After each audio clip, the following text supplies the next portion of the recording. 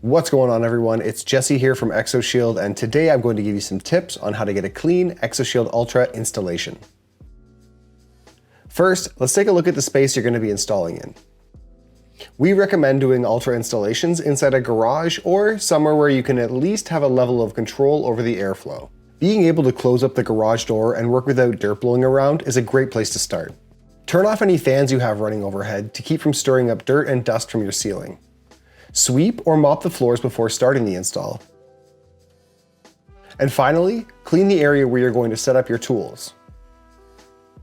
It's always a good idea to clean the inside of your windshield so that you don't mistake something on the inside of the glass for contamination in your install. Before handling ExoShield, use your slip solution to clean your hands and remove any dirt or oils that can contaminate the install. When spraying your slip solution, always start at the top of the windshield working down so that any contamination runs off of the windshield. During the application of ExoShield, you're most likely to draw contamination into the install while you're releasing the liner. Make sure to spray your slip solution between the liner and ExoShield to minimize the static charge created. By using the reverse roll method, you're minimizing the opportunity for contamination to get between ExoShield and the glass.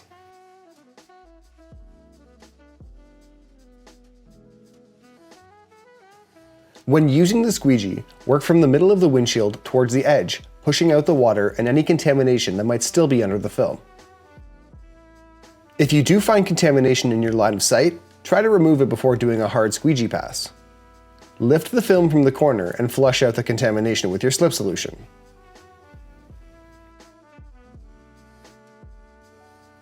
Make sure to re-wet the windshield and the top of the film before squeegeeing ExoShield back down into place.